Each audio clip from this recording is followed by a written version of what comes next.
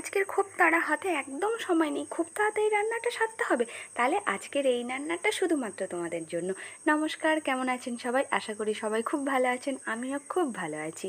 আজকে তোমাদের সঙ্গে একটা খুব চটজলদি হয়ে যাবে এরকম রেসিপি তোমাদের সঙ্গে শেয়ার করব। হ্যাঁ, কী মাছ ভাজছি সেটা দেখেই বুঝে গেছো। আজকের বানাবো তেল কই।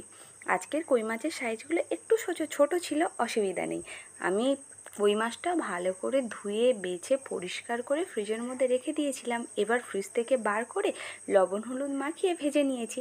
নিয়ে ওই তেলের মধ্যে একটা বাটা দিয়ে দিয়েছি। হ্যাঁ, এই বাটাটাই কিন্তু মেন, সেটাই তো তোমাদের সঙ্গে শেয়ার করে নিই যে আমি কি বাটা দিলাম।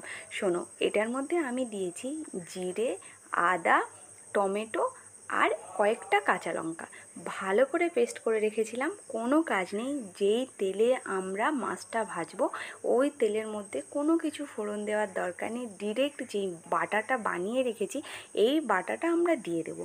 দিয়ে এর মধ্যে দিয়ে দেবো একটুখানি লবণ, একটুখানি হলুদ, আর দিয়ে দেবো অল্প একটু লঙ্কার গুঁড়ো।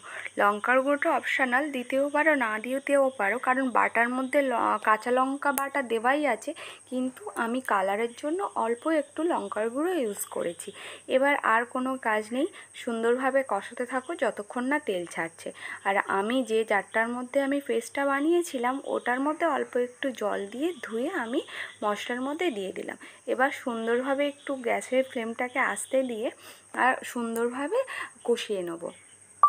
আর সত্যি কথা বলতে আমি লোহার কড়াইয়ে আমি এটা কষাচ্ছিলাম, হঠাৎ আমার মনে হলো যে এটা যদি কালো হয়ে যায়, পরে আমি এটা আবার একটা ফ্রাইং প্যানে শিফট করিয়ে নিয়েছিলাম। আর অল্প একটু দিয়ে দেবো চিনি। চিনিটা দিতেও পারো, যারা পছন্দ করে তারা দেবে, যারা পছন্দ করে না তারা দেবে না। আমাদের বাড়িতে সবাই একটু মিষ্টি মিষ্টি খেতে পছন্দ করে, তাই ম্যাক্সিমাম রান্নাতে আমি অল্প একটু টেস্টের ব্যালেন্স করার জন্য চিনিটা ব্যবহার করি। দেখো, মশলাটা কষানো আমার হয়ে গেছে আর মশলা থেকে তেলও ছেড়ে দিয়েছে। এবারে আমরা জল দিয়ে দেব। আর এবার মাছগুলো দিয়ে মিনিট 5 মতো ফুটিয়ে নিলেই রান্নাটা আমার রেডি হয়ে যাবে। আর সত্যি বলছি, এটা না খেতে অসাধারণ লাগে আর খুব তাড়াতাড়ি হয়েও যায়, খুব একটা সময় লাগে না। হাতে যদি মিনিট 15 সময় থাকেই তাহলে এই রান্নাটা হয়ে যায়। আর আমি বন্ধ করে দিয়েছিলাম মিনিট 5 মতো ঢাকা দিয়ে, রান্নাটা আমার হয়ে গেছে। আর আরও গ্যাসের ফ্লেমটা বন্ধ করে মিনিট 3 মতো স্ট্যান্ডিং টাইমে রেখেই আমি তরকারিটাকে নামিয়ে দেবো। আর কি সুন্দর কালার এসছে না, দেখতেও যতটা সুন্দর হয় খেতেও ততটা সুন্দর হয়।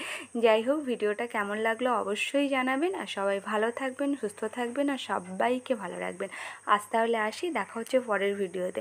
যারা যারা আমার এই ভিডিও ইউটিউব থেকে দেখছেন, যদি নতুন বন্ধু হয় প্লিজ প্লিজ প্লিজ সাবস্ক্রাইব করে দেবেন।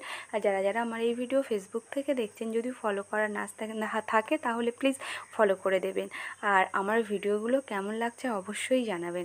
আজ তাহলে আসি, দেখা হচ্ছে পরের ভিডিওতে। টাটা।